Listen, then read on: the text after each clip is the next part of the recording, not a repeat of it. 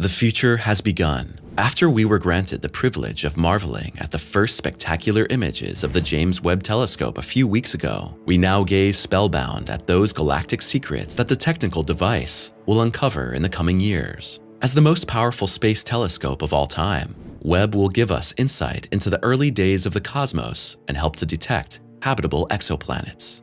However, one question in particular needs to be answered. What undiscovered entities are at the edge of the observable universe? And what natural factors limit our view of the stars? Want to know what researchers have to say about this exciting topic?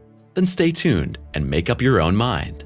Are you excited about groundbreaking discoveries and unique spectacles in the cosmos? Then remember to subscribe to Simply Space and click the bell for regular updates on these compelling topics. Show us with a thumbs up that we can keep you engaged with the content of our posts.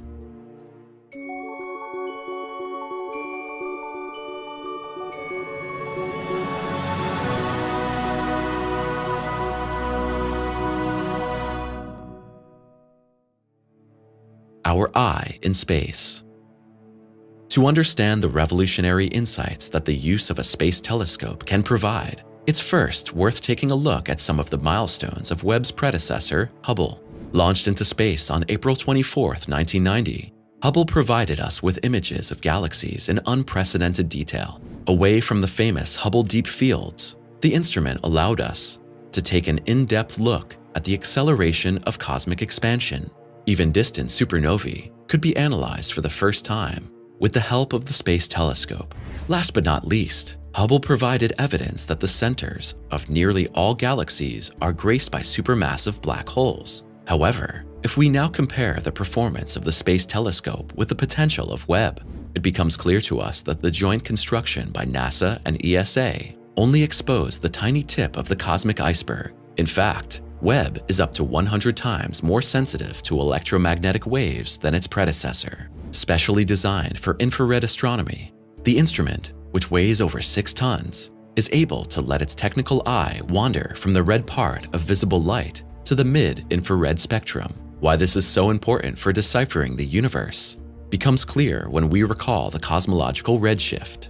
In simple terms, light originating from distant and thus early regions of the cosmos is shifted into that very infrared region. This light has the characteristic property of passing through interstellar gas clouds, much better than visible light. Equipped with its special capabilities, Webb is thus expected to target the first luminous objects and galaxies born in the first millennia after the Big Bang. To illustrate Webb's often cited capabilities with a comprehensible example, NASA points to the following. From Earth, the Space Telescope would be able to register the heat of a bumblebee on the surface of the moon. But what is the technical background behind these amazing capabilities? First and foremost, there is the massive primary mirror. Composed of 18 individual, perfectly matched segments, the mirror has a diameter of 21 feet. The individual components are coated with an extremely thin layer of gold. The reason for this is that gold reflects infrared light significantly better than other metals. For Webb to work properly, it must be kept cool at all times. This in turn is accomplished by the 5-layer sun shield, which when folded out makes it the size of a tennis court. The equipment is permanently cooled down to -369 degrees Fahrenheit. This ensures that the telescope's sensitive instruments are protected from incident solar radiation. If major complications do arise, fingers are crossed. Webb's target orbit around the Lagrange point L2 is about 1 million miles from Earth. As a result of this great distance, no manned repair missions can be completed. So now that we've had a brief look at the technical makeup of the Space Telescope, let's turn our attention to another exciting question. What will Webb get to see as part of its science mission? The observable universe.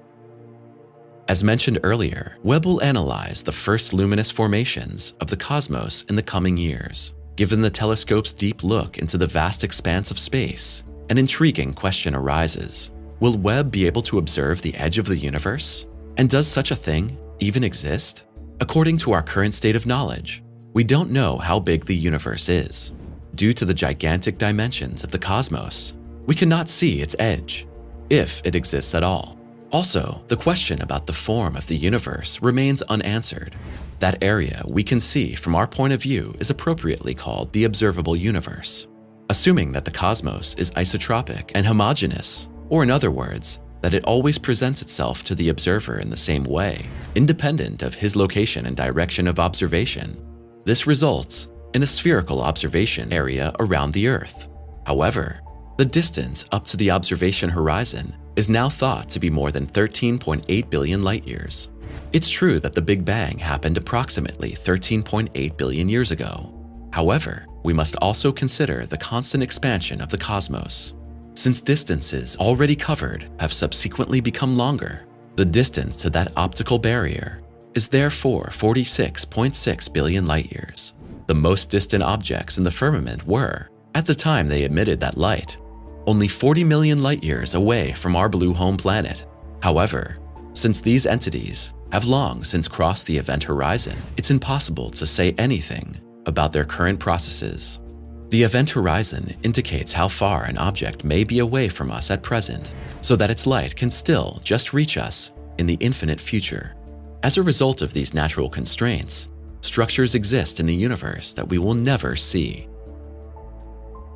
The edge of the observation horizon.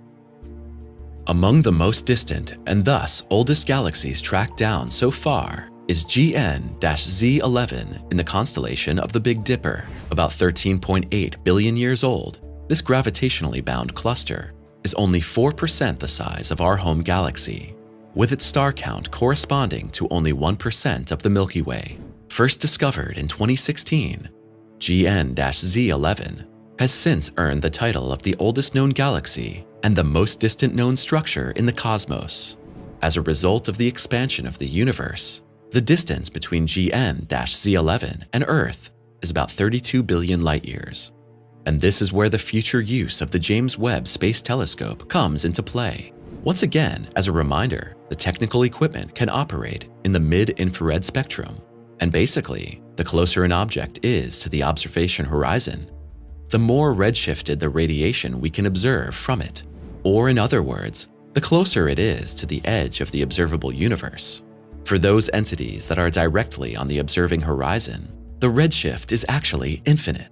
The popularly cited assumption that such objects move away from us with the speed of light, however, is wrong, because actually they drift away from us with more than threefold the speed of light. But how is this possible at all? Doesn't such a speed contradict Einstein's theory of relativity? The answer is no. To understand this, we have to consider the characteristics of cosmic expansion. Because in fact, it's not a movement in space. Rather, space itself is expanding beyond the observable universe. Given our limited view of the stars, a central question arises. What lies beyond the observable universe? The sobering answer is, even the James Webb Telescope will not be able to decipher this great mystery. Scientists can only conjecture concerning this exciting topic. One theory says that the regions of the cosmos invisible for us are built approximately the same as those areas we can see. As is well known, it's often assumed that the universe is an infinite structure. But what does the oft-quoted concept of infinity actually mean in reality? Well, it can be summarized as follows. Infinity contains everything that can exist. If one follows this principle, then somewhere out there for each of us a perfect double would exist. However, while we can only enter the world of speculation in this regard, the ominous dark flow could provide us with a real clue to those structures that lie dormant beyond the horizon of observation. But what is this mysterious dark flow all about? NASA's WMAP spacecraft investigated the irregularities of the cosmic background radiation between 2001 and 2010. This almost isotropic radiation in the microwave range is a relic of the Big Bang and fills the entire universe. If one follows the common assumptions of cosmology, the proper motions of galaxy clusters relative to cosmic background radiation should be randomly distributed in all directions. The scientists were all the more surprised when they discovered that many galaxy clusters are literally pulled in one and the same direction. But that's not all. The speed of this inexplicable flow even increases with distance. Consequently, It seems that beyond the observable universe, there is a huge structure that literally pulls the galaxy clusters into its spell. In the meantime, 1,400 galaxy clusters have been identified as participating in this dark river. Some experts believe that it's the effect of a neighboring universe, or else the effects of a space-time region that is drastically different from the observable universe. Even if the exact background of the dark flow has not yet been deciphered, the exciting discovery, nevertheless, provides us with an important insight, namely, that we are still far from having completely unraveled the cosmos. Now we want your opinion. What do you think about today's video? As always, write us your thoughts, suggestions, and feedback on our contribution in the comments below. Would you like to see more exciting videos on the topic of outer space? Then take a look at the other contributions on our channel, which you can access by clicking on one of the images here in the credits. Thanks for your interest, take care, and we'll see you next time.